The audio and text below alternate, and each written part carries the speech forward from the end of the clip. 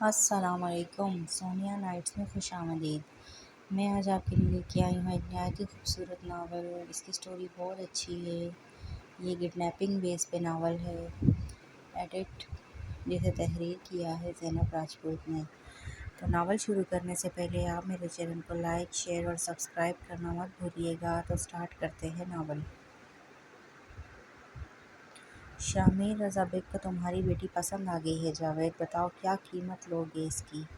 سربراہی کرسی پر بیٹھا وہ ہاتھ میں تھامی گن کو شہادت کی انگلی میں گھماتا ہوا اطمینان سے بولا تھا، جیسے وہ کسی بے جان کھلونے کی بات کر رہا ہو۔ وہ میری بیٹی ہے صاحب، گھٹنوں کے بل جھکا وہ شخص روتے ہوئے بولا تھا۔ شرمندگی سے کندھے ڈھلکے ہوئے تھے۔ وہ امیر نوابزادہ سامنے دیوار پر لگی اس بڑی سی LCD میں نظر آتی ایزل جاوید اختر کی تصویروں کو زوم کرتا دیکھ رہا تھا، کبھی اس کی آنکھوں کو تو کبھی اس کے ہونٹوں کو۔ آنکھوں میں ایک عجیب سا نشہ تھا، جیسے وہ اسے حاصل کرنا چاہ رہا ہو۔ شامیر رضا بیگ کو نہ سننے کی عادت نہیں جاوید، کہا نا وہ لڑکی مجھے پسند ہے، اگر خود دو گے تو ٹھیک ہے ورنہ چھین لوں گا اسے۔ وہ سفاکی سے اس کے پاس جاتا جاوید کے ماتھے پر لوڈڈ گن رکھتا گرایا تھا۔ پورے پیلس میں اس کی گرج دار آواز گونج رہی تھی۔ وہ امیر بابا کی اکلوتی اولاد تھا، اچھا برا صحیح غلط اس کے نزدیک کچھ بھی نہیں تھا۔ وہ جس چیز پر نظر اٹھاتا وہ اس کے کمرے میں ہوا کرتی تھی۔ وہ پاگل نہیں تھا، وہ جنون کی حد تک پاگل تھا۔ صاحب آپ مت کرو، مجھے جانے دو۔ وہ رو رہا تھا اپنی بے بسی پر۔ جانتا تھا وہ امیر رئیس زادہ آج تک اپنی ضد سے نہیں ہٹا تھا اور وہ آگے بھی نہیں ہٹنے والا تھا۔ وہ بے بس باپ اپنی بیٹی کی قسمت پر رو رہا تھا۔ نام کیا ہے اس کا؟ صاحب نام بتاؤ اس کا۔ شامیر نے چھت کی طرف ایک فائر کیا تھا۔ جاوید صاحب نے بے بسی اور کٹ سے اپنی آنکھیں مینچ لی۔ ایزل۔ کیا بولا پھر سے کہو، وہ بے چینی سے بولا۔ جاوید صاحب نے آنسو ہتھیلی سے رگڑتے دوبارہ سے کہا۔ ایزل۔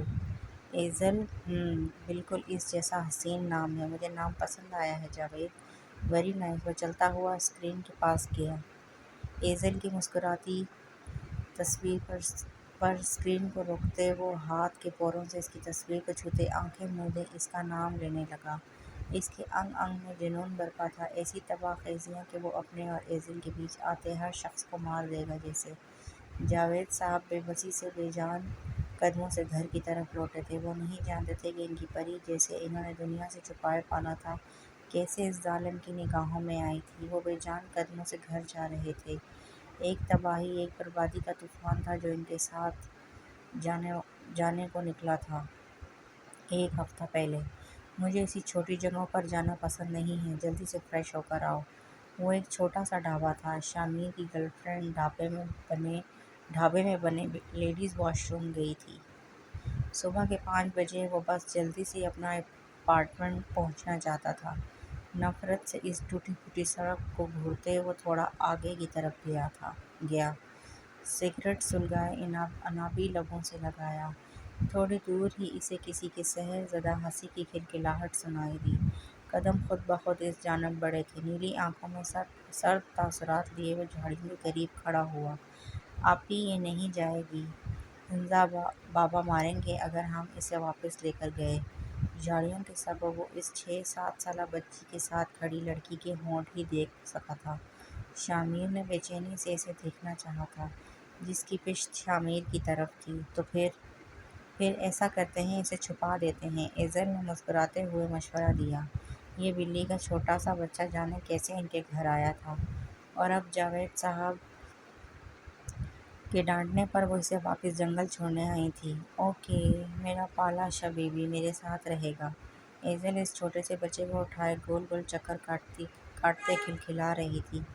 شامیر رضا بیگ کی نگاہیں اس کے حسین چہرے پر اٹکی تھیں۔ حسین لبوں پر مسکراہٹ رقص کرنے لگی۔ وہ لڑکی سے اپنی طرف راغب کر رہی تھی، وہ بڑی بڑی آنکھیں، وہ دلکشی سے مسکراتے ہونٹ۔ وہ سحر زدہ تھا، اس جگہ کھڑا تھا۔ میر؟ ہاں؟ ماہم نے اسے کندھوں پر ہاتھ رکھا تو وہ چونکا۔ کیا ہوا؟ کچھ نہیں، چلو یہاں سے۔ وہ تیزی سے گاڑی کی طرف بڑھا تھا اور اپارٹمنٹ کے بجائے وہ آگ آگے واپس جانے کا ارادہ رکھتا تھا۔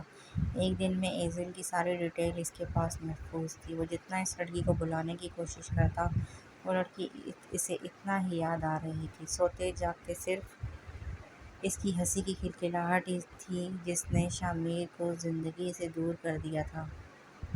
بار، کلب، پارٹیز، گرل فرینڈ اور فیانسی، یہ سب اس کی نظروں میں بے مول ہو گئے تھے، اور اگر کوئی مول رکھتا تھا تو وہ تھی اس کے باپ کے خاص ملازم کی بیٹی، ایزل جاوید اختر۔ کیا بات کی ہے تم نے جاوید سے؟ وہ روم میں تھے جب رضا صاحب غصے سے اندر آئے۔ ڈیڈ اجازت مانگ کر کمرے میں آتے ہیں، اسے سگریٹ منہ میں نکالتے ہوئے ناگواری سے کہا۔ شٹ اپ، میں باپ ہوں تمہارا اور تم نہیں۔ اوہ یس، یہ میں جانتا ہوں۔ اسے انگلش مووی لگاتے شرٹ دور صوفے پر اچھالی۔ کیا کہا ہے تم نے جاوید سے؟ شامر، تم اس کی بیٹی میں انٹرسٹڈ ہو؟ بالکل ہوں تو کیا؟ وہ کندھے جھکائے نیلی آنکھوں میں لاپرواہی سموئے بولا۔ جانتے بھی ہو کیا کہہ رہے ہو؟ جانتا ہوں، اس کی بیٹی چاہیے کچھ راتوں کے لیے۔ وہ کندھے اچکاتے ہوئے لاپرواہ سا بولا۔ رضا کا خون کھولا۔ تم نے کہا کہ تمہیں منگنی کرنی ہے، میں نے کروا دی۔ اپنی منگیتر کے ہوتے بھی لاکھوں لڑکیوں سے افیئر چلا رہے ہو، پھر اس کی بیٹی کیوں چاہیے تمہیں؟ تمہارا اسٹینڈرڈ اتنا لو کیسے ہو گیا کہ ایک معمولی سے ملازم کی بیٹی کو کمرے میں لاؤ گے؟ وہ غصے سے دھاڑ اٹھے تھے، چہرہ غصے سے سرخ ہو رہا تھا۔ یار کون سا شادی کرنے والا ہوں، جسٹ فار انجوائمنٹ۔ وہ آنکھ دباتے کہکا لگاتے بولا۔ اس کی بیٹی کی شادی ہے کچھ دنوں میں۔ میں نے اسے زبان دی ہے کہ تم اس کی بیٹی کو دیکھو گے بھی نہیں۔ خبردار جسے تنگ بھی کیا تو اچھا نہیں ہوگا۔ وہ کیسے کر سکتا ہے اپنی بیٹی کی شادی جب میں نے اس سے کہا ہے کہ وہ میری ہے؟ ایک دم سے اس کے چہرے پر سنجیدگی بھرے سخت تاثرات آئے تھے۔ وہ ہنکارتے ہوئے بولا۔ وہ کوئی بے جان چیز نہیں ہے شامیر، بہیو۔ انہوں نے غصے سے مٹھیاں بھیج لیں۔ نو وے ڈیڈ، سب سے پہلے اس پر شامیر بیگ کی نظر پڑی ہے اور سب سے پہلے اسے میرا ہونا ہے۔ تم غلط کر رہے ہو شامیر۔ اس کی آنکھوں میں جنون دیکھ وہ ڈرتے ہوئے بولے۔ وہ جانتے تھے کہ اگر وہ اپنی ضد پر اڑ گیا تو اسے منانا مشکل ہے، مگر وہ انجان تھے اس بات سے کہ شامیر بیگ اب ان کے ہاتھ سے نکل چکا تھا۔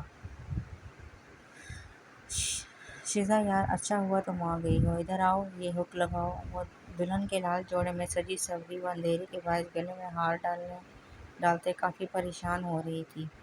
تھوڑی سی دیر میں اس کا نکاح تھا اپنے کزن بچپن کی محبت یسال سے۔ ایزل کا دو آشنا حسن جگمگا رہا تھا۔ کمرے کو اندر سے لاک کرتے وہ دھیرے سے اس کی طرف بڑھا۔ سائیڈ والی کھڑکی سے پڑتی مدھم روشنی کرسی پر بیٹھی ایزل کے وجود کو واضح کر رہی تھی، جو دوپٹے سے عاجز مہندی بھرے ہاتھوں سے ہار گلے میں ڈالنے کی کوشش کر رہی تھی۔ کیا کر رہی ہو؟ جلدی کرو۔ اپنی گردن پہ کسی کی گرم سانسوں کو محسوس کرتی وہ بری طرح تلملائی، جبکہ مقابل کی گہری نگاہیں گردن کے پاس بالوں کے حصے کے نیچے بنے اس خوبصورت سیاہ تل پر اٹکی۔ وہ مدہوش سا ہوا تھا۔ اس لڑکی کی خوشبو نے اسے بہکا دیا تھا جسے آج تک کوئی شراب، کوئی الکوحل تک بہکانے میں کامیاب نہ ہوئی۔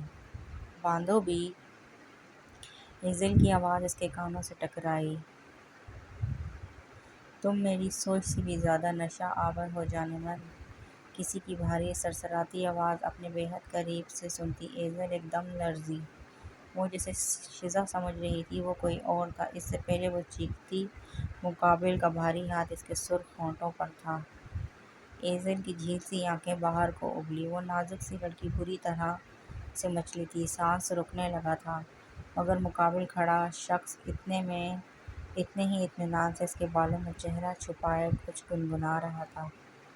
جو چیز مجھے ملتی نہیں اسے میں چھین لیتا ہوں baby, welcome to my life. ایزل کے کان کی لوح کو چومتے شامیر نے گہری سرگوشی کی تھی۔ ایزل کا روئی سا نازک وجود ایک دم سے بے جان ہوتا مقابل کی باہوں میں گرا، جسے مقابل نے مسکراتے ہوئے خود میں سمیٹا اور باہر کی طرف بڑھ گیا۔ واٹ دی ہیل، یہ کون ہے میر؟ حمزہ جو شامیر کے کہنے پر ایک چھوٹے سے محلے میں اس کے ساتھ آیا تھا، اب اس کی گود میں موجود ایک لڑکی بلکہ دلہن کو دیکھ وہ سچ مچ میں ڈرا تھا۔ لڑکی ہے، نظر نہیں آ رہا کیا؟ وہ سخت ناگواری سے بولتا اپنی گاڑی کی طرف بڑھا۔ اس کا ایٹیٹیوڈ سخت برا لگا تھا سامنے والے کو، مگر وہ اس وقت اس سے لڑ کر کوئی تماشا نہیں چاہتا تھا۔ لڑکی ہے وہ تو مجھے بھی دکھ رہا ہے، مگر اسے اٹھا کر کیوں لایا ہے؟ اور کیا اس کی شادی ہو رہی تھی؟ حمزہ نے سنجیدگی سے اس کے چہرے کو دیکھتے ہوئے پوچھا۔ شامیر ایزل کو پچھلی سیٹ پر لٹائے باہر نکلا۔ تجھے تکلیف کس بات کی ہو رہی ہے؟ ہاں اس کی شادی تھی آج۔ مجھے پسند تھی تو اٹھا لایا۔ اس کی نیلی آنکھوں میں ناگواری تھی۔ شامیر بیگنے سے سوال کرنے والا ہر شخص، چاہے وہ اس کا باپ ہی کیوں نہ ہو، اسے سخت برا لگتا تھا۔ کیا تو پاگل ہو چکا ہے کیا شامیر؟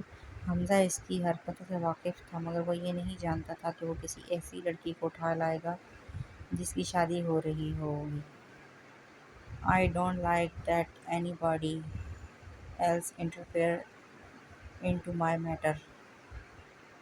اس کا لہجہ جتاتا ہوا تھا۔ وہ بنا لحاظ کے اسے دیکھتا سخت غصے سے بولا۔ بات سنو، یہ یہاں سے رائٹ جاؤ، کوئی رکشہ یا گاڑی مل جائے گی۔ اب تو میرے ساتھ نہیں جا سکتا۔ Get out. وہ نہایت بدتمیزی سے چلایا تھا۔ حمزہ کو اس کی بدتمیزی اتنی بری نہ لگی۔ وہ واقف تھا اس بگڑے رئیس زادے کی عادت سے۔ ہاں سن، شامیر نکل گیا ہے۔ صبح کی پہلی بریکنگ نیوز شامیر بیگ کی ہونی چاہیے کہ کیسے شہر کے مشہور بزنس مین کے بیٹے نے ایک مظلوم بے بس لڑکی کو اس کی شادی سے اغوا کیا۔ آنکھوں سے اوجھل ہوتی گاڑی کو جاتا دیکھا۔ صاحب، بڑے صاحب نے منع کیا ہے، آپ کو اندر نہیں جانے دوں گا۔ چوکیدار سر جھکائے گیٹ سے باہر نکلتے بولا۔ شامیر کے اسٹیئرنگ پر گرفت مضبوط ہوئی تھی۔ دانت پیستے وہ تیزی سے گاڑی سے نکلا اور کھینچ کر اس کے منہ پر تھپڑ مارا۔ تمہاری ہمت کیسے ہوئی مجھے روکنے کی؟ How dare you! Sorry sir, چوکیدار نے نظریں جھکائے کہا تھا اور پھر ایک طرف ہوتے ہوئے اسے جانے کا راستہ دے گیا۔ شامیر گاڑی اندر لے جاتے ہی باہر نکلا۔ پچھلی سیٹ پر لیٹی ایزل کو باہوں میں بھرتے وہ اپنے روم میں گیا۔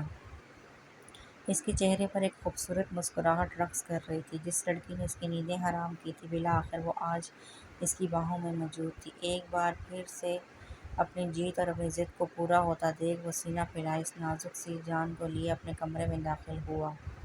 لکنگ گارجیس! دوپٹے سے عاجز اس خوبصورت لال جوڑے میں دہکتا وہ نازک وجود اپنی ساری رعنائیوں سمیت اسے بہکانے کو کافی تھا۔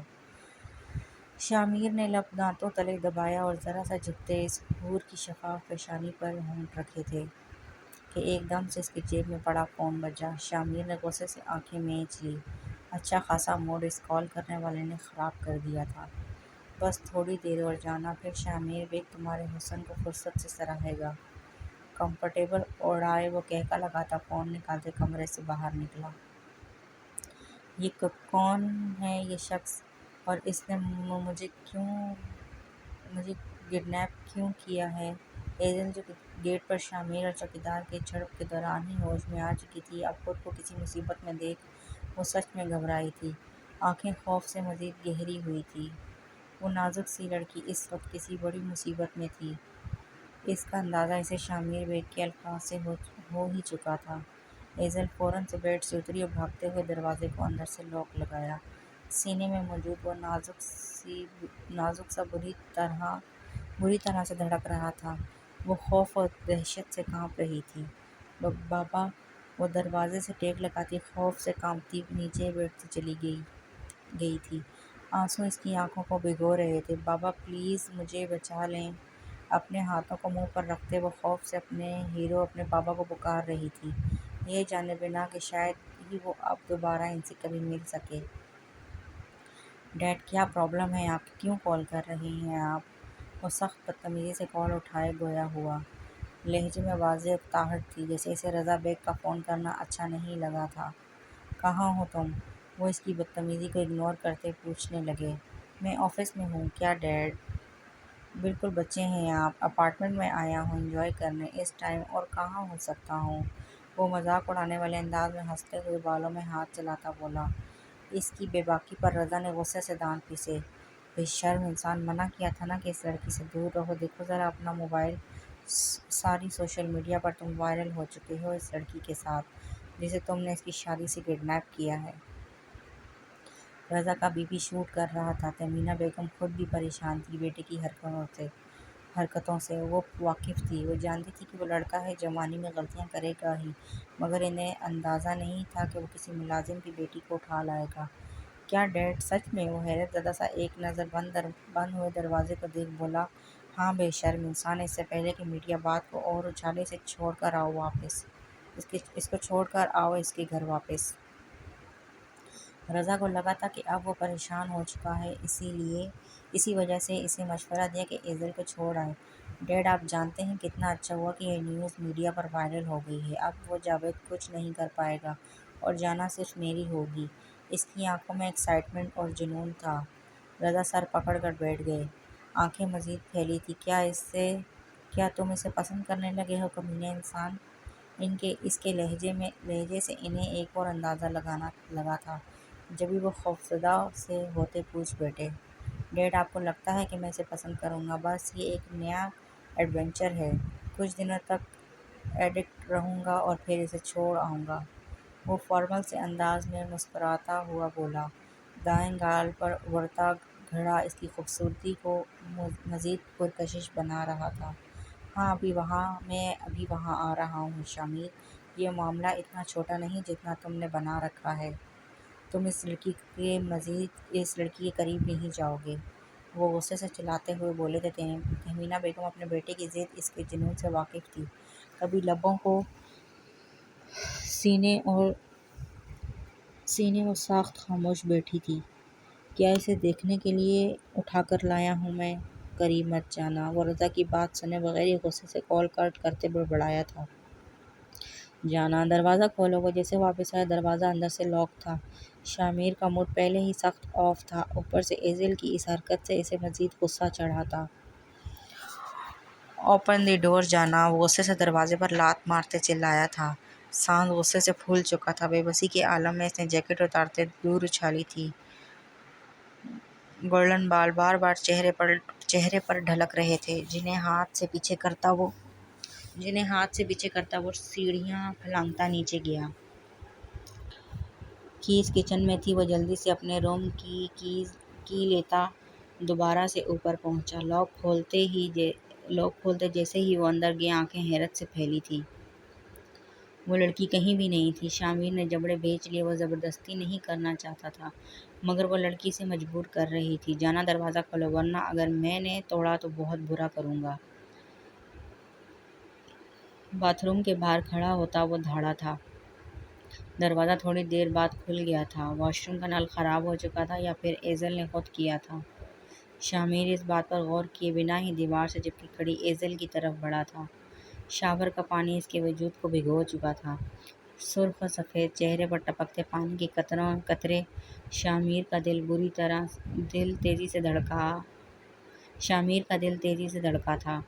وہ مدہوشی سے آگے بڑھتا ایزل کی کمر کو تھامے اسے خود سے نزدیک کر گیا، جو خوف اور دہشت سے کانپ رہی تھی۔ شامیر کی گرم سانسیں اپنی گردن پر محسوس کرتی وہ لڑکی جی جان سے لرزی تھی۔ شامیر نے ایک ہاتھ اس کی کمر میں ڈالے، دوسرے سے اس کے بالوں کو جوڑے سے آزاد کیا۔ سیاہ آبشار مقابل کے چہرے پر بکھرتے اسے مزید مدہوش کرنے لگی۔ شامیر نے جھٹکے سے اسے اپنے مزید قریب کرتے سینے میں بھیجا تھا۔ ایزل بے حس و حرکت کھڑی تھی۔ ایزل کا نشہ شامیر پر بری طرح سے حاوی ہو چکا تھا۔ وہ آنکھیں مودے اسے محسوس کر رہا تھا۔ اس سے پہلے کہ وہ مزید بری حرکت کرتا، ایزل نے ہاتھ میں پکڑا نل ایک دم سے اس کے سر پر دے مارا، جو ایزل کی طرف جھکا ہوا تھا۔ یہ سب یکدم سے ہوا تھا کہ شامیر کی زوردار سی چیخ پورے کمرے میں گونج اٹھی۔ شامیر نے سر کے اوپری حصے سے بہتے خون پر ہاتھ رکھتے وہاں سے بھاگتی ایزل کو دیکھا۔ اس کی آنکھیں دھندلائی تھیں۔ وہ ہوش و حواس سے بیگانہ ہونے سے پہلے اس نے کمرے میں داخل ہوتے رضا بیگ اپنے ڈیڈ کو دیکھا تھا۔ شامیر میری جان، یہ کیا ہوا؟ رضا بیگ بھاگتے ہوئے اس کے پاس پہنچے تھے۔ شامیر کا سر ایک طرف ڈھل چکا تھا۔ وہ ہوش و حوص سے بیگانہ فرش پر بے سدھ سا پڑا تھا۔ گارڈز اٹھاؤ اسے، دیکھ کیا رہے ہو؟ اپنے ساتھ آئے گارڈز کو دیکھ، وہ اونچی آواز میں چلائے تھے۔ گارڈز ہڑبڑاہٹ میں آگے بڑھے جبکہ ایک نے ایزل کو تھام رکھا تھا۔ رضا تو اپنے اکلوتے بیٹے کی حالت سے کافی خوفزدہ ہو چکے تھے۔ جاؤ اس لڑکی کو بند کر دو ایک کمرے میں، اس کا حساب میں بعد میں کروں گا۔ ایزل کے خوف سے کانپتے وجود کو دیکھ وہ ذرا سخت لہجے میں بولے تھے۔ گارڈز فوراً سے اسے ساتھ لے جاتے ایک کمرے میں بند کر گیا۔ تھوڑی دیر میں ہی وہاں ڈاکٹر پہنچ آیا تھا۔ چوٹ زیادہ گہری نہیں تھی، میں نے انجیکشن لگا دیا ہے، تھوڑی دیر میں انہیں ہوش آ جائے گا، ڈاکٹر نے رضا صاحب کو دیکھتے بتایا جو کافی متفکر تھے۔ شکریہ ڈاکٹر، رضا کی سانس میں سانس آئی تھی۔ ایک نظر اپنے خوبرو بیٹے کو دیکھا جس کی بند آنکھیں رضا کو تکلیف دے رہی تھی۔ اولاد چاہے جتنی بھی بری کیوں نہ ہو، ماں باپ ان کی تکلیف کبھی برداشت نہیں کر پاتے، اور ایسا ہی حال اس وقت رضا بیگ کا تھا۔ وہ گارڈز کو کمرے سے بھیجتے سر پکڑے صوفے پر بیٹھ گئے۔ اب انہیں شامیر کے ہوش میں آنے کا انتظار تھا۔ رات کے 2 بجے اپنے سر میں درد محسوس کرتا ہوا نیند سے بھوچل آواز میں کر رہا تھا۔ رضا صاحب فوراً سے اٹھتے اور اسے سہارے سے بٹھایا۔ ڈیڈ آپ؟ نیلی آنکھوں میں حیرت سموئے وہ کچھ حیرت سے پوچھنے لگا۔ رضا جانتے تھے اس کا مائنڈ کافی شارپ ہے، ایک بار دیکھی بات اور حادثے کو وہ کبھی بھولتا نہیں ہے، اور اس وقت بھی غالباً وہ ایزل کو وہاں دیکھنا چاہ رہا تھا۔ درد تو نہیں ہو رہا زیادہ؟ وہ بات بدلتے اس کے سر پر بندھی پٹی کو دیکھ پوچھنے لگے۔ شامیر کے دائیں گال میں ابھرتا گڑھا انہیں خود پر ہنستا دکھائی دیا۔ یار ویسے ایک بات ہے، لڑکی کافی سولڈ ہے، وہ آنکھ ونک کرتا کافی بے باکی سے بولا تھا کہ اس کی یہ بے باکیاں رضا کو ہر بار تلملانے پر مجبور کر دیتی تھی، جیسا کہ اس وقت۔ شرم کرو شامیر، کیوں کرتے ہو ایسی حرکتیں؟ جانتے بھی ہو کہ کیا کر چکے ہو تم؟ وہ ہر بار اس کی بات کو مذاق میں اڑاتا تھا، مگر وہ باپ تھے، ہر بار اسے خطرے سے پہلے ہی آگاہ کرنا اپنا فرض سمجھتے تھے۔ یار آئی سویر صرف حق کیا تھا، اس سے پہلے کہ میں کچھ اور کرتا، اس کے گھما کر نل میرے سر پر دے مارا۔ وہ دانتوں کی نمائش کرتا بیڈ پر دونوں ہاتھ رکھے فوراً سے اٹھا تھا۔ کہاں جا رہے ہو تم؟ لیٹے رہو آرام سے، رضا نے جھنجھناتے ہوئے اسے بازو سے تھاما۔ یار میں دیکھ لوں نا کہیں سے چوٹ نہ آئی ہو، ویسے ہے کہاں وہ؟ نیلی آنکھوں میں فکر سموئے وہ معصومانہ سے لہجے میں پوچھنے لگا۔ رضا کا دل چاہا کہ وہی نل اٹھا کر اس کے دماغ کے دوسرے حصے پر ماریں۔ مجھے لگتا ہے کہ اس چوٹ کی وجہ سے تمہارے دماغ پر گہرا اثر ہوا ہے جو ایسے بہکی باتیں کر رہے ہو۔ وہ لڑکی تمہیں جان سے مارنے والی تھی اور تم اسی کی فکر کر رہے ہو۔ یار آپ نہیں جانتے کچھ بھی، آپ کو پتہ بھی نہیں جب میں نے اسے حق کیا نا تو مجھے کتنا سکون ملا تھا، اور ایسے کیسے اسے چھوڑ دوں بغیر کسی ایڈونچر کے؟ وہ سر کو نفی میں ہلاتا ضدی لہجے میں بولا تھا۔ شامیر شامیر وہ اسے پکارتے رہ گئے جو بنا سنے دروازہ کھولتا باہر نکلا تھا۔ اس طرف ہے وہ جانتے تھے کہ جب تک وہ ایزل کو اپنی آنکھوں سے نہیں دیکھ لیتا تب تک وہ سکون سے نہیں بیٹھنے والا۔ جبھی وہ بے بسی سے اسے کمرے کی طرف اشارہ کرتے خود دوبارہ سے اسی کے کمرے میں چلے گئے۔ دروازہ کھول کر وہ جیسے ہی کمرے میں داخل ہوا، وہ دیوار کے پاس ٹیک لگائے بیٹھی تھی۔ دلہن کا وہی لال جوڑا اس کے وجود پر موجود تھا، بکھرے بال جنہیں خود شامیر نے کھولا تھا وہ اس کے کندھوں پر ڈھلک رہے تھے۔ ہونٹوں پر ابھی تک مدھم سی لپسٹک موجود تھی۔ اپنی زندگی میں کافی حسن دیکھا تھا اس نے، مگر یہ کچھ الگ تھا، ایسا جو اسے ہر روپ میں اپنا اسیر کرتا جا رہا تھا۔ اس کے سر میں درد سے لہریں اٹھ رہی تھیں، مگر اس کے اعصاب کافی مضبوط تھے۔ اسے لگا تھا کہ کمرے میں اندھیرا ہوگا، مگر وہ روشنی کیے بیٹھی تھی۔ وہ مسکراتا اس کی طرف بڑھا۔ یار کافی اچھا مار لیتی ہو، کہاں سے سیکھا؟ وہ گھٹنوں کے بل اس کے قریب بیٹھتے کافی سیریس انداز میں پوچھ رہا تھا۔ ایزل نے نفرت سے اس کے حسین چہرے کو دیکھا۔ ٹھیک سے نہیں لگی تھی کیا؟ ایک بار پھر سے مار کر دکھاؤں؟ وہ سپاٹ چہرے سے اس کی نیلی آنکھوں میں دیکھتی غصے سے پوچھنے لگی۔ شامیر کے دائیں گال پر گڑھا ابھرا اور پھر مدھم ہوا۔ جان اس کے بدلے اگر مجھے کچھ سویٹ ملا تو ضرور، میں کھانے کو تیار ہوں۔ وہ گہری نگاہوں سے ایزل کے خوبصورت ہونٹوں کو دیکھتا بے باکی سے بولا۔ تو ایزل کا چہرہ لہو چھلکانے لگا۔ اس کا بس نہیں تھا کہ وہ اس حیوان کو جان سے مار دیتی۔ اسے اتنی نفرت شاید ہی کسی سے کوئی تھی زندگی میں جتنی اس وقت شامیر رضا بیگ کے لیے اس کے دل میں ابھر چکی تھی۔ Can I touch you? وہ معصومیت سے آنکھیں مٹکاتے اسے حسین غزالی آنکھوں میں دیکھتے بولا، جسے اجازت مانگ رہا ہو۔ ایزل جانتی تھی وہ اس کا مذاق اڑا رہا تھا، اور یہی بات اسے مزید نفرت دلا رہی تھی اس امیر زادے سے۔ ہا ہا ہا ہا۔ ایک بات جان لو ایزل، اگر تم شامیر بیگ کی نہیں ہوئی تو میں تمہیں کسی دوسرے کا بھی نہیں ہونے دوں گا۔ تم ایڈونچر تھی، مگر اب تمہیں پانا شامیر بیگ کی ضد بن چکی ہے۔ وہ لمحے میں اس کی گردن کو دبوچے اس کے بے حد قریب ہوتے سرسراتے لہجے میں بولا تھا۔ ایزل لب میچے بے بسی سے آنکھیں بند کر گئی۔ وہ اس شخص کے بارے میں کچھ نہیں جانتی تھی سوائے اس کی ضد کے۔ اس وقت اسے وہاں سے بھاگ جانا دنیا کا سب سے مشکل ترین کام لگا تھا۔ ڈیڈ کی موجودگی میں ہم انجوائے نہیں کر سکتے ڈارلنگ، بٹ ڈونٹ وری، میں کل پہلی فرصت میں انہیں واپس بھیجوں گا، اور اس کے بعد صرف میں اور میری جانا ہوں گے۔ وہ ہونٹ ایزل کے رخسار پر رکھتے سرگوشی نما لہجے میں کہتا واپس سے جگہ سے اٹھا تھا۔ ایزل کی آنکھوں سے بے اختیار آنسو بہنے لگا۔ اتنا بے بس اسے خود کو کبھی محسوس نہیں کیا تھا۔ اس کا دل چاہ رہا تھا کہ وہ خود کو مار دے یا پھر اس درندے کی جان لے لے۔ وہ بے بسی سے سر دیوار سے ٹکائے آنکھیں مون گئی، جن سے بہتا گرم سیال اس کے چہرے کو بھگو رہا تھا۔ Good morning sir. رضا صاحب صبح 5 بجے ہی اٹھ گئے تھے۔ اب ان کا ارادہ شامیر کے اٹھنے سے پہلے ایزل کو وہاں سے بھیجنے کا تھا جس کے لیے وہ اپنے گارڈز کے پاس آئے تھے۔ مارننگ، تم سب کو ایک کام کرنا ہوگا۔ وہ سنجیدگی سے ہاتھ پشت پر باندھے گویا ہوئے۔ گارڈز توجہ سے انہیں سن رہے تھے۔ جو لڑکی اوپر روم میں لاک ہے، اسے اور اس کی فیملی کو کچھ وقت کے لیے کسی دوسرے شہر میں لے جاؤ۔ جی سر، اوکے۔ وہ سبھی گارڈز رضا صاحب کے وفادار تھے اور ان کے پاس موجود ساری پراپرٹی سے وہ واقف تھے۔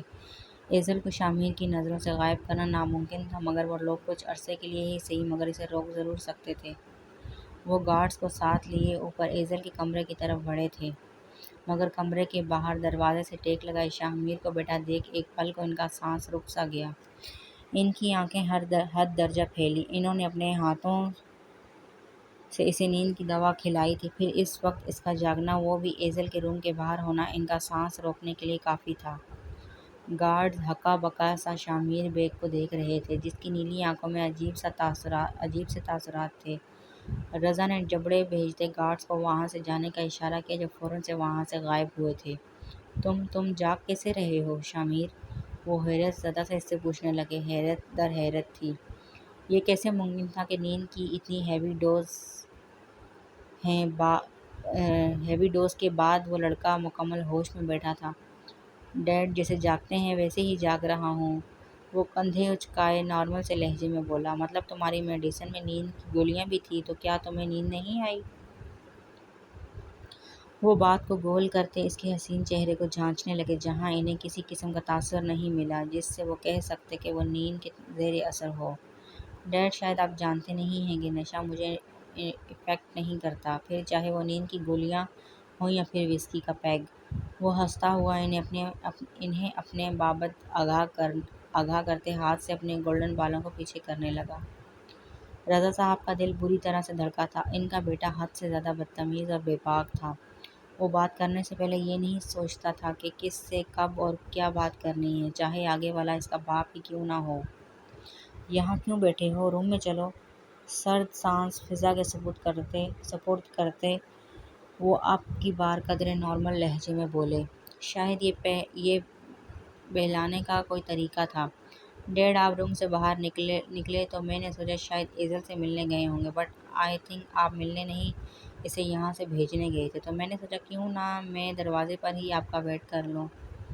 وہ منٹوں میں چہرے پر مسکینیت سجائے رضا کو دیکھتا معصومیت سے بولا۔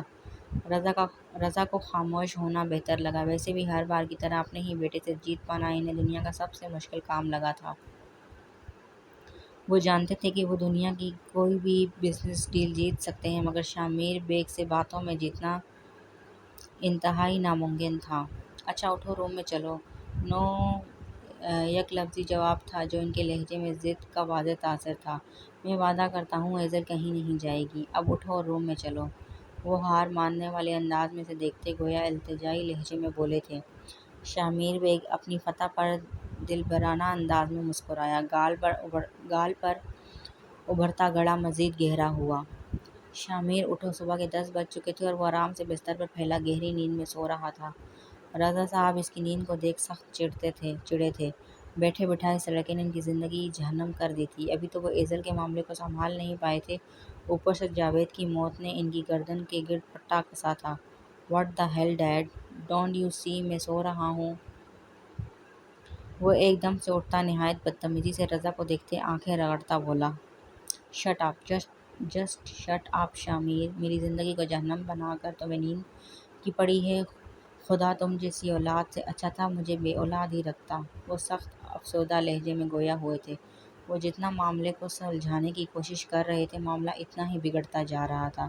ابھی ان کی مینیجر کی کال تھی کہ جس نے انہیں رات کو ہی جاوید کی موت کا بتایا تھا کہ بیٹی کے یوں اچانک کڈنیپ ہونے کا سن وہ برداشت نہیں کر سکا اور چھت سے چھلانگ مار اس نے خودکشی کر لی تھی۔ "یار کیا ہو گیا ہے، ایسا بھی کیا کر دیا میں نے اب؟" شامر سخت جھنجھلاہٹ سے بولا تھا۔ رات کو ٹھیک سے نیند نہ لینے اور چوٹ کے باعث اس کا سر گھوم رہا تھا۔ نیلی آنکھوں میں ہر درجہ سرخی چھائی تھی، شاید اسے تھوڑا بہت فیور بھی تھا۔ "جاوید نے خودکشی کر لی ہے شامر۔" "واٹ، کون جاوید؟" وہ بھویں اچکائے گردن کو دائیں بائیں کرتا پوچھنے لگا۔ "ایزل کا باپ جاوید، جس کی بیٹی کو تم اٹھا لائے ہو کل رات۔" وہ چیخے تھے اس پر، اور کرتے بھی کیا، بیٹھے بٹھائے ایک نئی مصیبت گلے آن پڑی تھی، اوپر سے کوئی راستہ بھی نہیں دکھ رہا تھا۔ "واٹ، جاوید نے، مگر کیوں؟" شامر کو شوق لگا تھا۔ کچھ دن پہلے ہوئی جاوید سے ملاقات اس کی آنکھوں کے سامنے لہرائی۔ وہ یہ تو نہیں چاہتا تھا جب کسی غیرت مند باپ کی جوان بیٹی اس کی شادی کے دن اغوا ہو جائے تو ایسے باپ کے پاس سوائے خودکشی کے کوئی راستہ نہیں بچتا۔ ان کے لہجے میں واضح دکھ تھا۔ "میں ایسا نہیں چاہتا تھا ڈیڈ۔" وہ سر پکڑے افسردگی سے بولا، "مگر یہ جو کچھ بھی ہوا ہے اس کی قصوروار تم ہی ہو۔ اگر تم ایزل کو کڈنیپ نہ کرتے، نہ ہی یہ معصوم بچی سوشل میڈیا پر لوگوں کی نظروں میں آتی اور نہ ہی آج جاوید مرتا۔" رضا صاحب نے اسے آئینہ دکھایا تھا۔ ان کے حساب سے جو کچھ بھی ہوا تھا اس کا واضح قصوروار شامر ہی تھا۔ "ڈیڈ اب کیا ہوگا؟" شامر پہلی بار اس سارے معاملے کو لے کر سنجیدہ ہوا تھا، اور اس وقت رضا کا دل چاہ رہا تھا کہ اسے مار مار کر نڈھال کر دیتے۔ "اب پولیس ایزل کو ڈھونڈتے ہوئے یہاں آئے گی اور اس کی کڈنیپنگ اور جاوید کی موت کے ذمہ دار ہونے کے سبب تمہیں جیل لے جائے گی۔" رضا نے بنا لحاظ کے اسے سچ بتایا تھا۔ شامر سر جھکائے پاؤں جھلانے لگا۔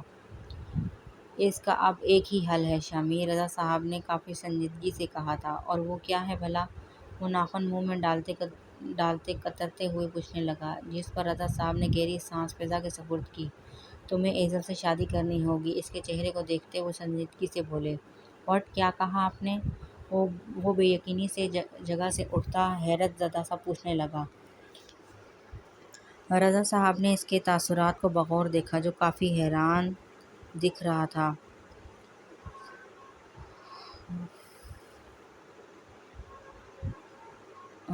"فارسی نہیں تھی شامر، میں نے کہا تمہیں ایزل سے شادی کرنا ہوگی۔"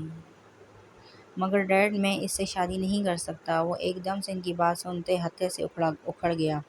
"کیوں نہیں کر سکتے تم شادی؟" "کیونکہ میرا اور اس کا کوئی جوڑ نہیں۔" ہاتھ سے ماتھے کو مسلتے وہ سخت بیزار لہجے میں گویا ہوا۔ "اچھا، کیا جوڑ نہیں؟ شادی کے دن پھر کس لیے اٹھا کر لے آئے اسے؟ اگر اس سے جوڑ نہیں تھا تو اسے اپنے بیڈ روم میں کیوں لائے؟" "ڈیڈ، میں کچھ ٹائم سپینڈ کرنا چاہ رہا تھا، اس میں کیا حرج ہے؟" وہ دو بولا۔ "حرج ہے مسٹر شامر بیگ، یہ لڑکی اپنی مرضی سے تمہارے ساتھ نہیں آئی، بلکہ تم نے اسے مجبور کیا، بلکہ اسے اٹھا کر لائے ہو۔ بات تو ایک ہی ہے ڈیڈ۔" "نو، ایک بات نہیں ہے، اور یہ بات تم ابھی سمجھ بھی نہیں پاؤ گے۔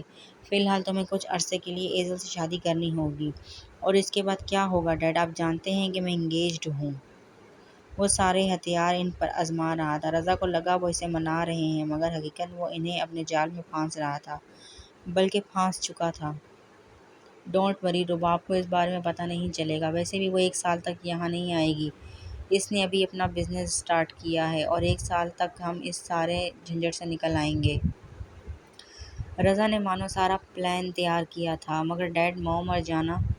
اس کی نیلی آنکھوں میں پراسرار سی چمک تھی، جبکہ چہرے پر فکر بھرے تاثرات، جس سے رضا بھی اس کی فکر دیکھ پریشان ہوئے تھے۔ "تہمینہ کو میں منا لوں گا، مگر یہ جانا کون ہے؟" آنکھیں چھوٹی کیے وہ حیرت سے پوچھنے لگے۔ "یار، ایزل کی بات کر رہا ہوں۔" آپ ایسا کریں، اس سے کہیں کہ میڈیا میں اس کی کڈنیپنگ کی خبر پھیل چکی ہے، اور اگر اس طرح سے آپ اسے مجھ سے چھڑوا کر لے بھی گئے تو بھی دنیا اسے جینے نہیں دے گی، تو اس کے لیے آپ اس کا نکاح مجھ سے کروا رہے ہیں۔ جیسے ہی معاملات بہتر ہوں گے آپ اس کی طلاق کروا دیں گے۔ وہ کافی شارپ تھا، اور اس بار تو رضا کافی متاثر ہوئے تھے۔ وہ نچلے ہونٹ کو دانتوں تلے دبائے خود کو گھورتے اپنے ڈیڈ کو دیکھ آئی برو چکا گیا۔ مطلب صاف تھا کہ کیا ہو گیا، آپ ایسے کیوں دیکھ رہے ہیں؟ تم ابھی تھوڑی دیر پہلے سے شادی نہیں کرنا چاہتے تھے، اور اب خود سے اتنا سالڈ پلان بنا کر دے رہے ہو۔ پوچھ سکتا ہوں اتنی مہربانی کس وجہ سے؟ اسے گھورتے وہ لفظوں پر زور دیتے پوچھنے لگے۔ وہ ہنسا تو اس کے موتیوں سے چمکتے دو سفید دانت تھوڑے سے دکھے۔ یار آپ ڈیڈ ہیں میرے، اگر میں ہی آپ کی فکر نہیں کروں گا تو اور کون کرے گا؟ وہ انہیں زبردستی حق کرتا شریر لہجے میں بولا۔ بڑی مہربانی ہوگی اگر اتنی فکر آئندہ کوئی تباہی مچانے سے پہلے کر لو۔ وہ سرد سانس خارج کرتے ہوئے فوراً سے بولے۔ کوشش کی جا سکتی ہے۔ گردن پر ہاتھ پھیرتے وہ نیلی مسکراتی آنکھوں کے ساتھ مسکرایا۔ بیٹا، رضا صاحب جیسے ہی اندر داخل ہوئے ایزل کو فرش پر بیٹھا دیکھ وہ کافی شرمندہ ہوئے تھے۔ ایزل بے حس و حرکت بیٹھی رہی، دوپٹے سے بگانا وہ ساخت بت کی طرح کسی غیر مرئی نقطے کو گھور رہی تھی۔ رضا نے آگے بڑھتے اپنا ہاتھ اس معصوم کے سر پر رکھا۔ میں جانتا ہوں بیٹا کہ آپ کا قصور بس اتنا ہے کہ آپ پر میرے بیٹے شاہمیر بے کی نظر ٹھہر گئی۔ میں خود بھی نہیں جانتا کہ اس نے کب دیکھا آپ کو اور کیسے کڈنیپ کیا۔ خیر میری آپ سے درخواست ہے کہ آپ ہو سکے تو میری بات مان لیں۔ آپ کا بیٹا ہے وہ، جا کر بتا دیں سب مرزادے کو۔ ایزل جاوید اختر ایک جیتی جاگتی انسان ہے، کوئی کھلونا نہیں جو اس کے رونے پر اسے مل جائے گا۔ اگر آئندہ میرے نزدیک آنے کی کوشش کی تو جان سے مار دوں گی۔ ڈیمو تو دیکھ ہی چکا ہوگا وہ۔ وہ شیرنی اپنی غزالی بڑی بڑی شعلے برساتی نگاہوں سے رضا صاحب کو دیکھتی غرائی تھی۔ رضا کو شاہمیر کا کہا جملہ یاد آیا۔ واقعی وہ لڑکی کافی سولڈ تھی۔ وہ سوچتے سر جھٹک گئے۔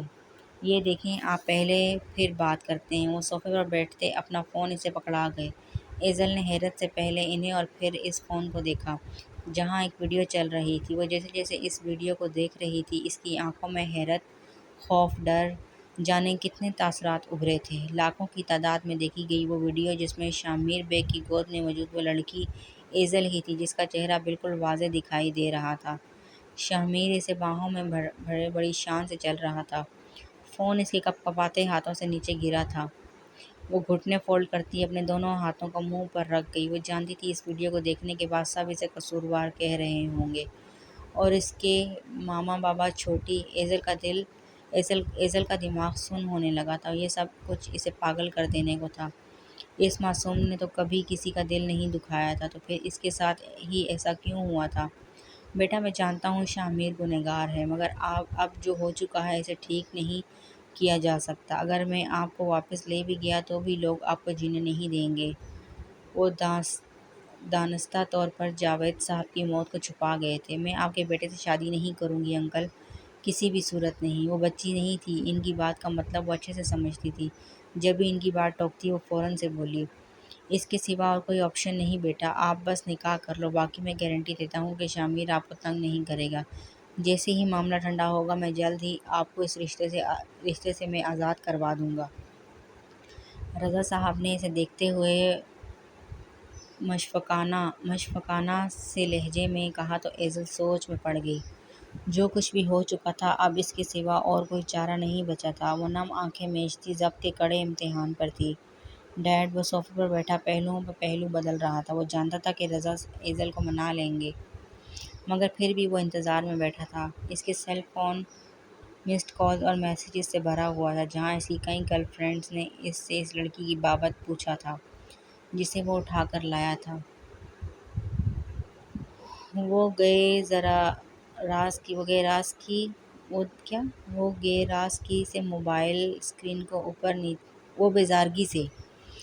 بیزارگی سے موبائل اسکرین کو اوپر نیچے کرتا، منہ کے زاویے بگاڑتا فون کو آف کیے ایک طرف پھینک گیا۔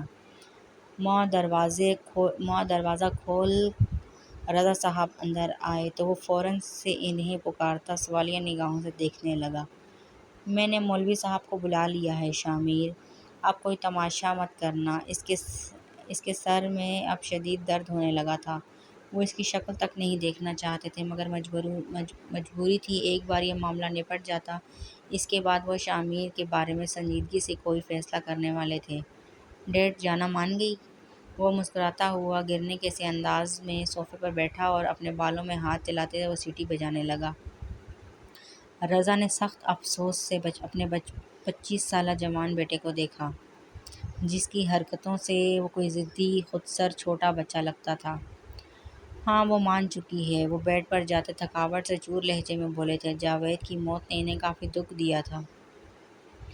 ایک ہنستا بستا گھر ان کے بیٹے کی ضد کی وجہ سے برباد ہو گیا تھا، جسے خود اس بات کی پرواہ تک نہیں تھی۔ وہ اپنی سوچوں میں گم تھے، انہیں اس بات کا ہوش تک نہیں رہا تھا کہ شامر کو ایزل سے دور رہنے کا کہہ سکیں، اور یہی ان کی سب سے بڑی غلطی تھی۔ بیٹا میں بھی آپ کے بابا کی طرح ہوں، پلیز آپ مولوی صاحب جو پوچھ رہے ہیں اس کا جواب دیں۔ سرخ دوپٹے میں لپٹی وہ گھونگھٹ نکالے بیٹھی تھی۔ مولوی نے تیسری بار اس سے پوچھا تھا مگر وہ پتھر بنی خاموش بیٹھی رہی۔ یہ دوپٹہ بھی ملازمہ نے بازار سے لا کر رضا صاحب کے کہنے پر اوڑھایا تھا۔ رضا کی آواز پر وہ جیسے ہوش میں آئی اور کپکپاتی آواز میں کہا تھا، قبول ہے۔ آنسو بے مول ہوتے اس کی آنکھوں سے، بہتے اس نازک سی گڑیا کے ضبط کے ہر پل کو توڑ گئے تھے۔ کتنا مشکل تھا اس شخص کے نام خود کو کر دینا، جس نے اس کی زندگی، اس کی عزت، اس کی زندگی کو تباہ و برباد کر کے رکھ دیا تھا۔ رضا صاحب سب جانتے ہوئے بھی بے بس تھے۔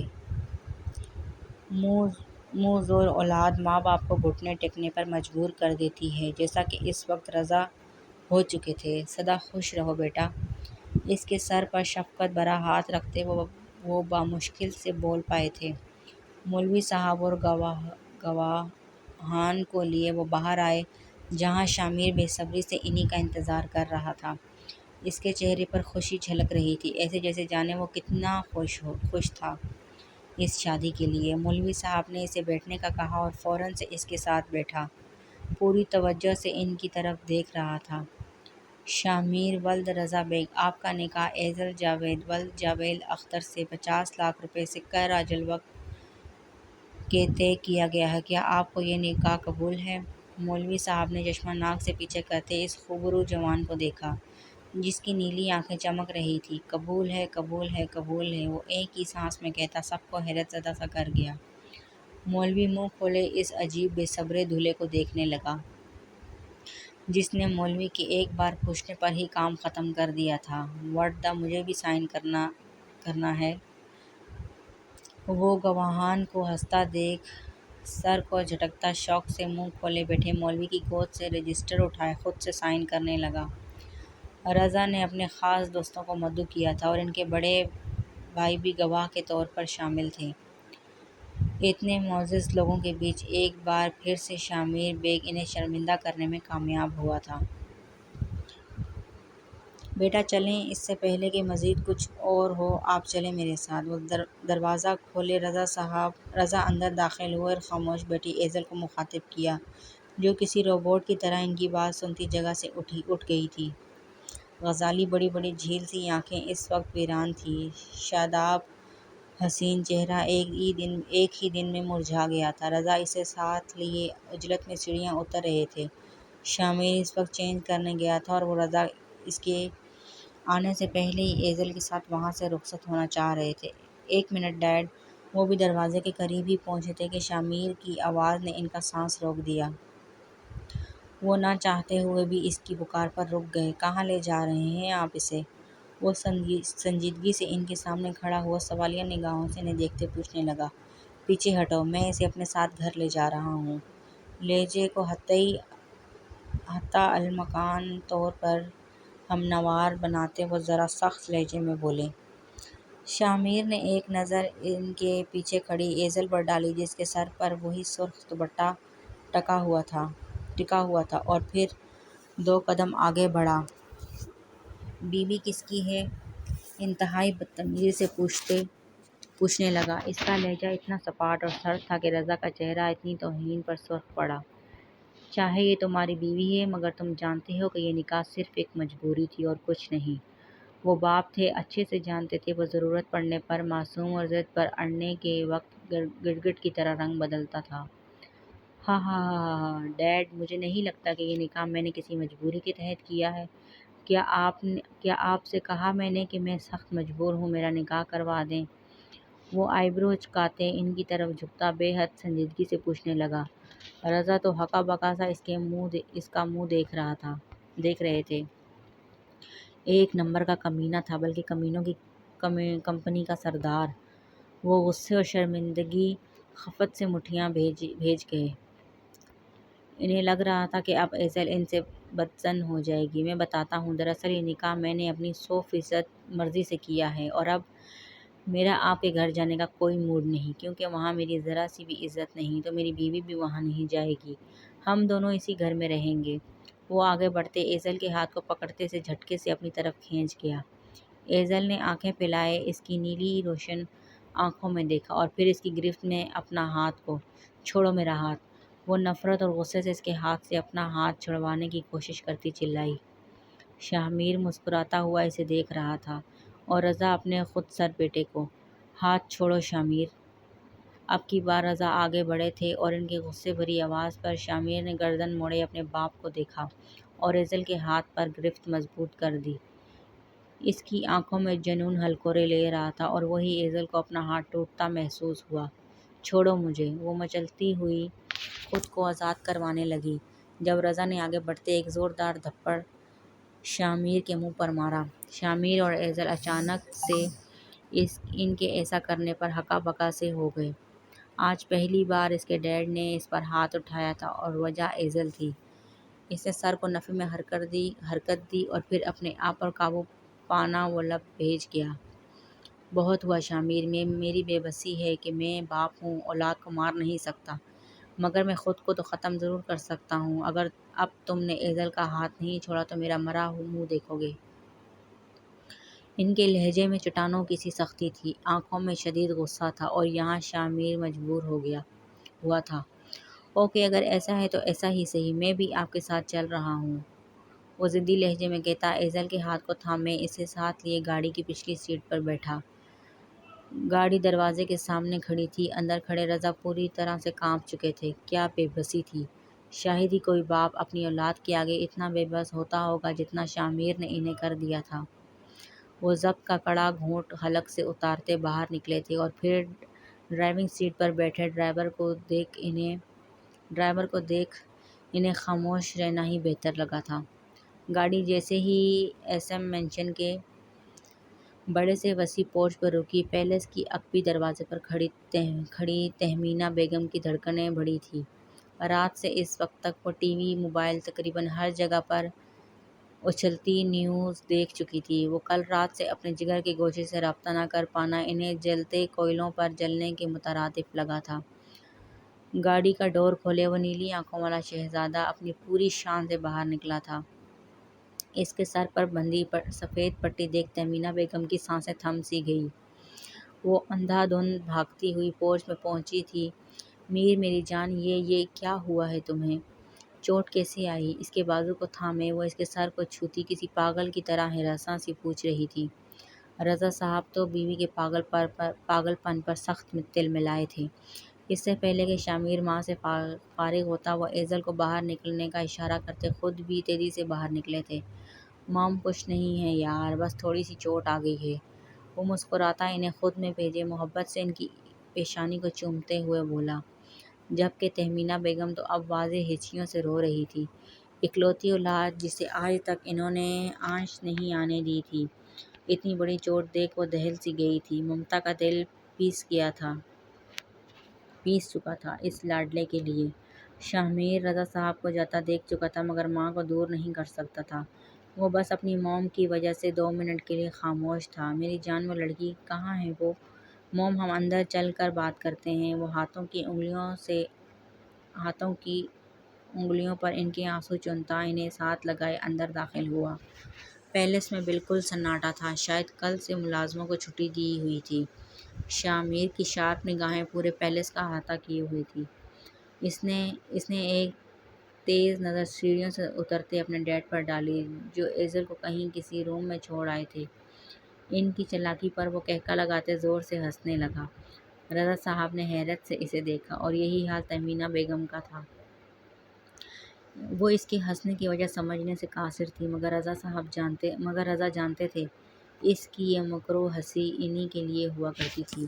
ڈیڈ آپ جانتے ہیں کہ وہ میرے روم میں تب بھی موجود تھی جب وہ میرے لیے ایک ایڈونچر تھی اور اس وقت تو وہ شامر بیگ کی ضد بن چکی ہے۔ آپ اسے جتنا مجھ سے دور کریں گے میں اس کے اتنا ہی قریب ہوتا جاؤں گا۔ اس کے لفظوں میں جنون تھا، ضد، اکڑ اور جانے کیا کچھ نہیں تھا۔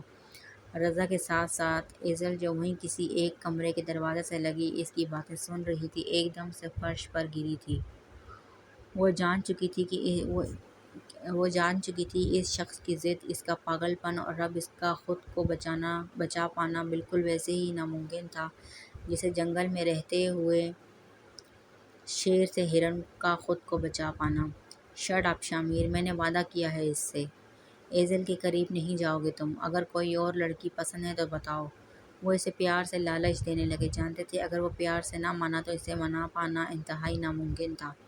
دنیا کی ہر لڑکی ایزل جاوید اختر نہیں ہے ڈیڈ، اور مجھے وہی سوٹ کر رہی ہے فی الوقت۔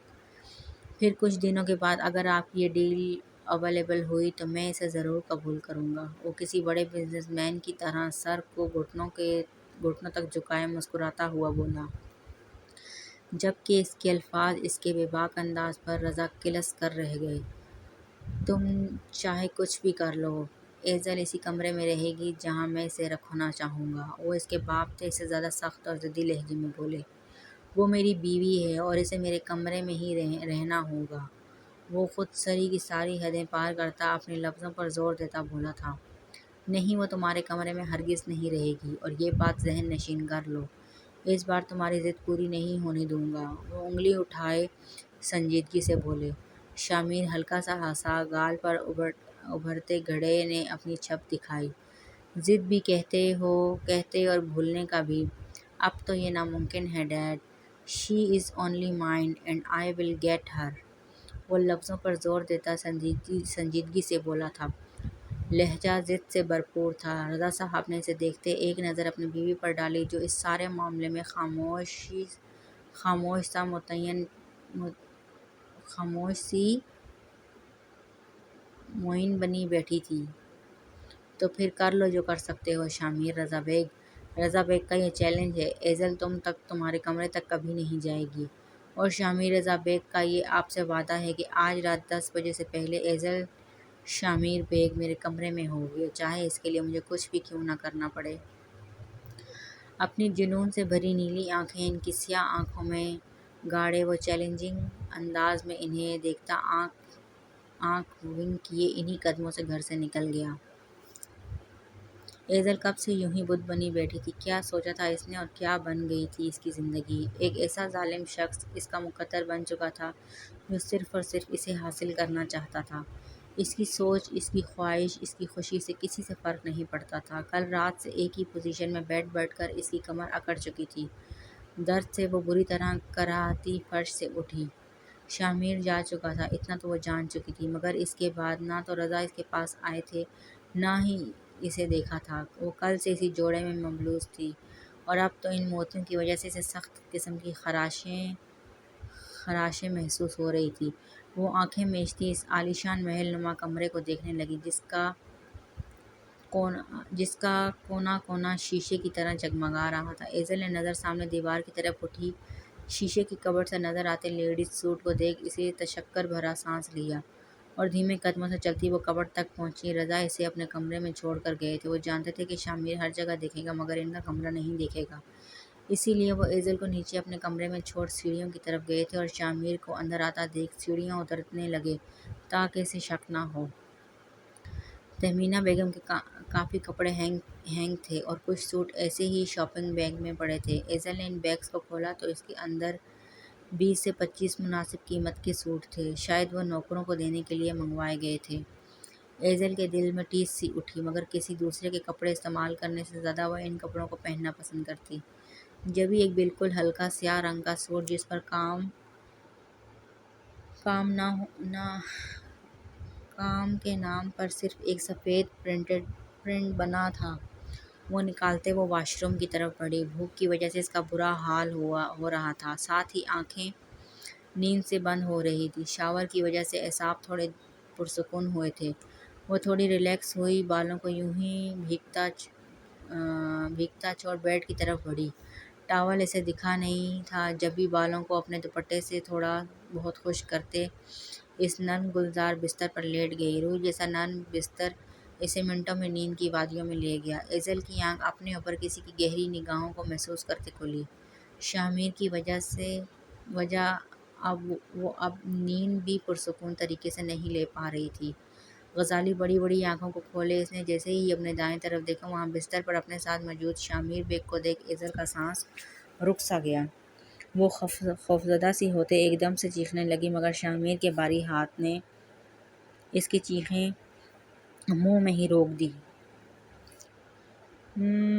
ایزل بری طرح سے مچلتی خود کو اس کی گرفت سے آزاد کروانے کی کوشش کرنے لگی، جبکہ شامیر نے مسکراتی نگاہوں سے اس کے سرخ چہرے کو دیکھ ایک دم سے ہاتھ اس کی کمر میں حمائل کیے اسے خود سے قریب تر کر لیا۔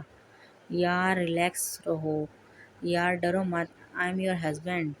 شامیر نے لب ایزل کے کان کی لو پر رکھتے گمبھیر لہجے میں سرگوشی کی تو ایزل کا سانس اکھڑنے لگا۔ شامیر کا بھاری ہاتھ ابھی تک اس کے منہ کے اوپر تھا۔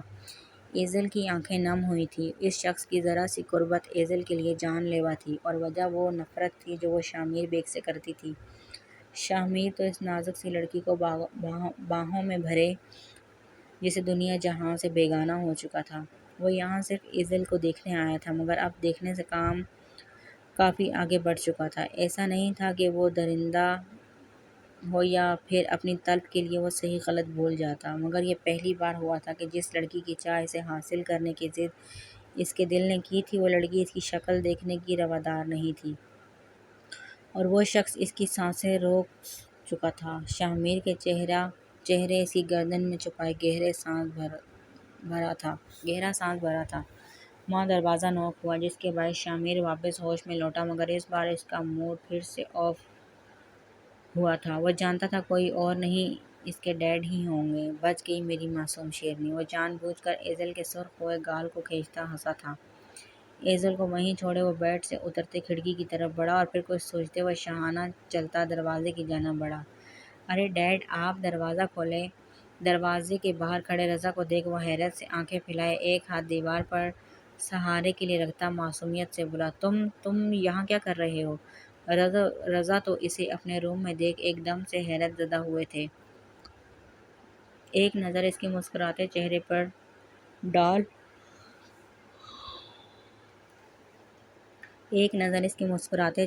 ڈال رضا اسے سائڈ کرتے کمرے میں داخل ہوئے۔ بیڈ پر بیٹھی ایزل کو دیکھ ان کا رہا سا صبر بھی جواب دے گیا۔ شامیر، منع کیا تھا نا کہ اس کے پاس مت جانا۔ رضا لمحوں میں سے گریبان سے دبوچتے اس کے چہرے پر گرجے تھے۔ شامیر منہ کے زاویے بگاڑتا اپنا گریبان ان سے چھڑواتا کھڑا ہوا۔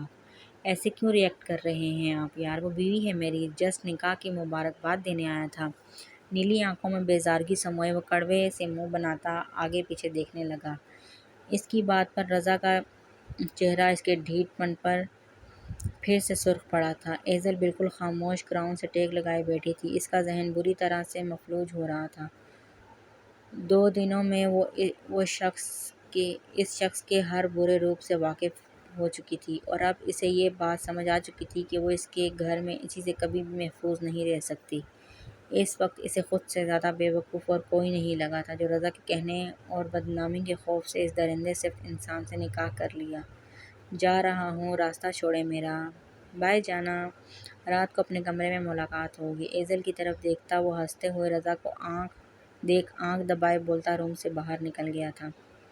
بھابھی، پرویز صاحب کمرے میں آ رہے ہیں تو نرگس بیگم گمسم سی بیٹھی تھی۔ جی بھائی۔ آنسو صاف کرتے وہ کمرے میں آتے پرویز صاحب اور ان کی بیوی کو دیکھ سیدھا ہوئی تھی۔ جاوید صاحب کو کل ہی دفنا دیا گیا تھا۔ یہ سال کا خود کچھ اتا پتہ نہیں تھا۔ جب سے ایزل کے بھاگنے اور پھر شامیر کے ساتھ میڈیا پر وہ ویڈیو اپلوڈ ہوئی تھی، تب سے یہ سال کا کہیں پتہ نہیں چلا تھا۔ جاوید صاحب کے کفن دفن کا بندوبست بھی نرگس بیگم کے بھائی نے کیا تھا۔ پرویز یسال کے بابا اور جاوید کے بڑے بھائی تھے۔ ایزل کے بھاگنے کی خبر نے جہاں محلے والوں کو باتیں کرنے کا موقع دیا تھا، وہیں ان کے اپنے بھی اس دوڑ میں پیچھے نہیں تھے۔